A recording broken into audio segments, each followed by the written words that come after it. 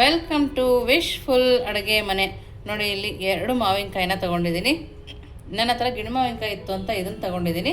ನಿಮ್ಮ ಹತ್ರ ಯಾವ ಮಾವಿನಕಾಯಿ ಇದೆಯೋ ಅದನ್ನು ನೀವು ತೊಗೊಬೋದು. ಇದನ್ನು ಚೆನ್ನಾಗಿ ತೊಳೆದು ಒರೆಸಿ ತೊಗೊಂಡಿದ್ದೀನಿ, ಸ್ವಲ್ಪ ನೀರಿರಬಾರ್ದು. ಇವಾಗ ಇದನ್ನು ನಾವು ನೋಡಿ ಮುಂದೆ ಭಾಗನ ತಕ್ಕೊಳ್ಳೋಣ. ಮುಂದೆ ಹಿಂದೆ ಭಾಗ ತೆಗೆದು ಸಿಪ್ಪೆನ ತಕ್ಕೊಳ್ಬೇಕು. ನೋಡಿ, ಈ ಥರ ನೀಟಾಗಿ ಸಿಪ್ಪೆನ ತಕ್ಕೋಬೇಕು. ಬೇಸಿಗೆಗಾಲಕ್ಕಂತೂ ಮಾಡಿಸಿದ ರೆಸಿಪಿ ಅಂತಲೇ ಹೇಳ್ಬೋದು. ಎಷ್ಟೊಂದು ಮಾವಿನಕಾಯಿಗಳು ಸಿಗ್ತಾ ಇರುತ್ತೆ, ತುಂಬ ವೆರೈಟಿಗಳನ್ನ ಮಾಡ್ಬೋದು. ಇದನ್ನು ಮಾಡಿಕೊಂಡು ನೀವು ಸ್ಟೋರ್ ಕೂಡ ಮಾಡ್ಕೋಬೋದು. ನೋಡಿ, ಇವಾಗ ಇನ್ನೊಂದು ಮಾವಿನಕಾಯಿದು ಅದೇ ಥರ ತಕ್ಕೊಂಡು ಬರೋಣ. ನೋಡಿ, ಇವಾಗ 2 ಮಾವಿನಕಾಯಿನೂ ಈ ಥರ ಸಿಪ್ಪೆ ತಕ್ಕೊಂಬಂದಿದ್ದೀವಿ. ಇವಾಗ ನಾವು ನೋಡಿ ಮಾವಿನಕಾಯಿನ ಕಟ್ ಮಾಡ್ಕೊಳ್ಳೋಣ. ನಿಮಗೆ ಯಾವ ಥರ ಬೇಕು ಆ ಥರ ನೀವು ಇದನ್ನು ಕಟ್ ಮಾಡ್ಕೋಬೋದು. ನೋಡಿ, ನಾನಿಲ್ಲಿ ಈ ಥರ ಉದ್ದುದ್ದಕ್ಕೆ ಕಟ್ ಮಾಡ್ಕೊಳ್ತಾ ಇದ್ದೀನಿ. ನೋಡ್ತಾ ಇದ್ದೀರಲ್ಲ, ಈ ಶೇಪಲ್ಲಿ ನಾನು ಇದನ್ನು ಕಟ್ ಮಾಡ್ಕೊಂಡಿದ್ದೀನಿ. ಎಲ್ಲದನ್ನು ನಾನು ಇದೇ ಥರ ಕಟ್ ಮಾಡ್ಕೊಂಡು ಬರ್ತೀನಿ. ನೋಡಿ, ಇವಾಗ ಕಟ್ ಮಾಡ್ಕೊಂಬಂದಿದ್ದೀನಿ ಈ ಥರ. ಇವಾಗ ನೆಕ್ಸ್ಟ್ ಏನು ಮಾಡೋದು ನೋಡೋಣ ಬನ್ನಿ. ನೋಡಿ, ಮೊದಲಿಗೆ ಪ್ಯಾನ್ನ ಬಿಸಿ ಹಾಕಿಟ್ಕೊಂಡಿದ್ದೀನಿ. ಇದಕ್ಕೆ 1-2 ಸ್ಪೂನು ಎಣ್ಣೆನ ಹಾಕೊಳ್ಳೋಣ. ನೋಡಿ, ಎಣ್ಣೆ ಕಾಯೋಷ್ಟರೊಳಗೆ ಇದಕ್ಕೆ ಸ್ವಲ್ಪ ಕಪ್ಪು ಎಳ್ಳನ್ನು ಹಾಕ್ಕೊಳ್ತಾ ಇದ್ದೀನಿ.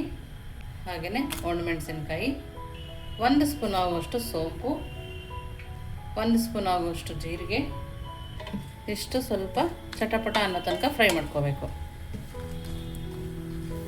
ನೋಡಿ, ಇವಾಗ ಈ ಥರ ಚಟಪಟ ಅಂತ ಸಿಡಿತಾ ಇದೆಯಲ್ಲ, ಈ ಟೈಮಲ್ಲಿ ನಾವು ಕಟ್ ಮಾಡಿಟ್ಟಿರೋ ಮಾವಿನಕಾಯಿನ ಹಾಕೊಳ್ಳೋಣ. ಫ್ಲೇಮ್ ನಾನು ಮೀಡಿಯಮ್ ಫ್ಲೇಮಲ್ಲಿ ಇಟ್ಕೊಂಡು ಹಾಕ್ಕೊಳ್ತಾ ಇದ್ದೀನಿ.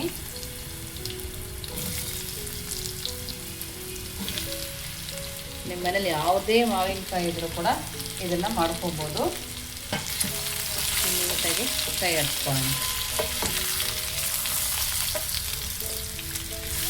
ಮಾಡೋದು ಕೂಡ ಸುಲಭ, ಬೇಗ ಮಾಡ್ಕೊಬೋದು.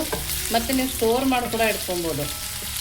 ಚಪಾತಿ, ರೊಟ್ಟಿ ಯಾವುದಕ್ಕೆ ಬೇಕಾದರೂ ನಾವು ಇದನ್ನು ತಿನ್ಕೋಬೋದು.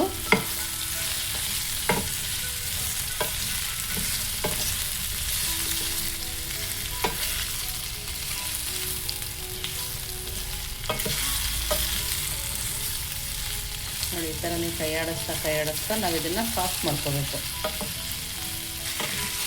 ನೋಡಿ, ಈ ಥರ ಕೈ ಆಡಿಸ್ಕೊಂಡ್ರೆ ತಳ ಹಿಡಿಯಲ್ಲ ಅಂಥೇಳಿ ಅವಾಗವಾಗ ಇದನ್ನು ಕೈ ಆಡಿಸ್ತಾ ಇರಬೇಕು. ಇದಕ್ಕೆ ಇವಾಗ ಸ್ವಲ್ಪ ಉಪ್ಪನ್ನು ಹಾಕೋಣ. ನಾವು ಉಪ್ಪು ಹಾಕೋದ್ರಿಂದ ಮಾವಿನಕಾಯಿ ಬೇಗ ಸಾಫ್ಟ್ ಆಗುತ್ತೆ ಮತ್ತು ಒಳಗಡೆ ಕೂಡ ಟೇಸ್ಟಿಗೆ ಕೂಡ ಚೆನ್ನಾಗಿರುತ್ತೆ. ಹಾಗಾಗಿ ಉಪ್ಪನ್ನು ಹಾಕ್ಕೊಂಡು ಕೂಡ ಬೇಯಿಸ್ಕೊಬೇಕು. 1-2 ನಿಮಿಷ ಲಿಡ್ಡನ್ನು ಕ್ಲೋಸ್ ಮಾಡಿ ಬೇಯಿಸ್ಕೊಳ್ಳೋಣ. ನೋಡಿ, ಮಧ್ಯೆ ನಾವು ಲಿಡ್ಡನ್ನು ತೆಗೆದು ಈ ಥರ ಕೈ ಆಡಿಸ್ಕೊಬೇಕು. ಇಲ್ಲಾಂದರೆ ತಳ ಹಿಡಿಯುತ್ತೆ, ಟೇಸ್ಟ್ ಕೂಡ ಗೊತ್ತಾಗಲ್ಲ.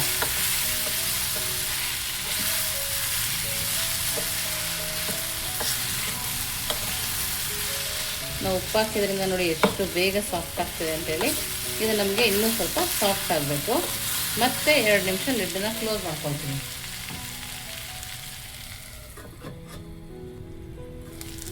ನೋಡಿ, ಇನ್ನೊಂದು ಸರಿ ಲಿಡ್ಡನ್ನು ಓಪನ್ ಮಾಡಿ ನೋಡ್ಕೊಳ್ತಾ ಇದ್ದೀನಿ.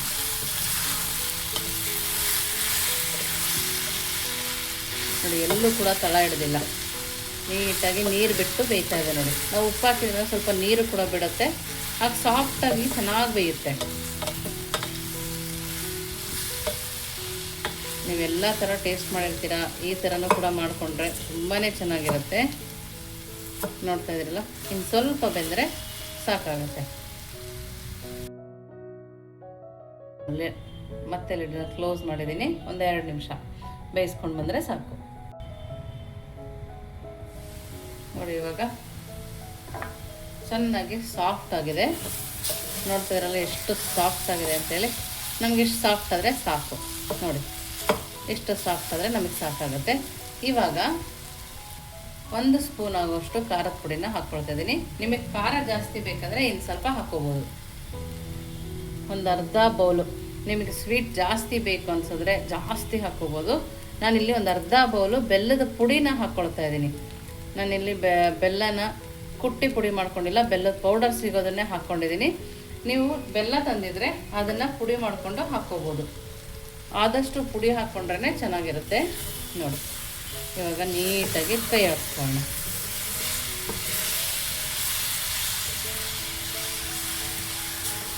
ಬೆಲ್ಲ ಹಾಕೋದ್ರಿಂದ ಹುಳಿ ಖಾರ ಮತ್ತು ಸ್ವೀಟು ಈ ಥರ ತುಂಬ ಚೆನ್ನಾಗಿರುತ್ತೆ.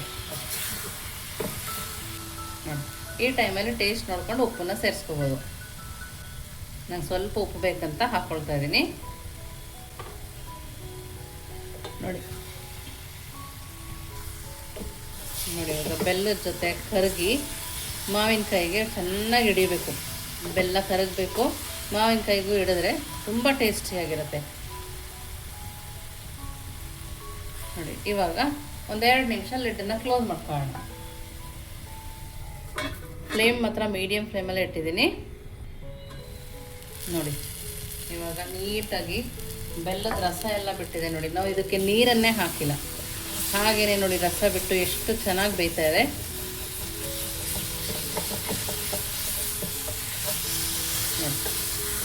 ನೋಡೋಕೆ ಕೂಡ ಸಕ್ಕತ್ತಾಗಿ ಕಾಣಿಸ್ತಾ ಇದೆ. ನಿಮಗೆ ಈ ಥರ ಗೊಜ್ಜು ಬೇಕಂದರೆ ಇವಾಗಲೇ ಸ್ಟವನ್ನು ಆಫ್ ಮಾಡ್ಕೊಬೋದು. ಇನ್ನು ಸ್ವಲ್ಪ ಡ್ರೈ ಬೇಕಂದರೆ ಲಿಡ್ಡನ್ನು ಕ್ಲೋಸ್ ಮಾಡ್ದಲೇ ಹಾಗೇ ಫ್ರೈ ಮಾಡ್ಕೊಬೇಕು. ನಾನು ಇನ್ನು ಸ್ವಲ್ಪ ಹೊತ್ತು ಇದನ್ನು ಫ್ರೈ ಮಾಡ್ಕೊಳ್ತೀನಿ. ನೋಡಿ, ಇವಾಗ ರೆಡಿ ಇದೆ. ಎಷ್ಟು ಚೆನ್ನಾಗಿ ಕಾಣಿಸ್ತದಲ್ಲ ಮಾವಿನಕಾಯಿ ಉಪ್ಪಿನಕಾಯಿ. ನೋಡಿ, ತುಂಬ ಅಂದರೆ ತುಂಬಾ ಚೆನ್ನಾಗಿದೆ, ತುಂಬ ಸಾಫ್ಟಾಗಿ ಕೂಡ ಆಗಿದೆ. ನಿಮಗೆ ತೋರಿಸ್ತೀನಿ ನೋಡಿ. ನೋಡಿ, ಇವಾಗ ಇದನ್ನೊಂದು ಬೌಲಿಗೆ ತಗೊಳ್ಳೋಣ. ನೋಡಿ, ಸಕ್ಕತ್ತಾಗಿ ಕಾಣಿಸ್ತದಲ್ಲ, ತಿನ್ನೋಕೆ ಕೂಡ ಅಷ್ಟೇ ಚೆನ್ನಾಗಿದೆ. ನೀವು ಇದನ್ನು ಚಪಾತಿ ಜೊತೆಗೋ ರೊಟ್ಟಿ ಜೊತೆಗೋ ಹಾಕೊಂಡು ತಿನ್ಬೋದು. ನೀವು ಆವಾಗಲೇ ಮಾಡಬೇಕು ಅಂತೇನಿಲ್ಲ, ಮಾಡಿ ಸ್ಟೋರ್ ಮಾಡಿ ಇಟ್ಕೊಂಡ್ರೆ ಕೂಡ ಯಾವಾಗ ಬೇಕಿದ್ರೂ ತಿನ್ಕೊಬೋದು. ನೋಡಿ, ತುಂಬ ಅಂದರೆ ತುಂಬಾ ಚೆನ್ನಾಗಿದೆ, ಎಷ್ಟು ಚೆನ್ನಾಗಿ ಕಾಣಿಸ್ತಿದೆ ನೋಡಿ. ಈ ಥರ ಖಂಡಿತವಾಗ್ಲೂ ನಿಮ್ಮ ಮನೆಯಲ್ಲಿ ಒಂದ್ಸರಿ ಮಾಡಿ ಹೇಗಿತ್ತು ಅಂತೇಳಿ ವಿಶ್ಫುಲ್ ಅಡುಗೆ ಮನೆಗೆ ಕಮೆಂಟ್ ಮೂಲಕ ತಿಳಿಸೋದನ್ನು ಮರಿಬೇಡಿ.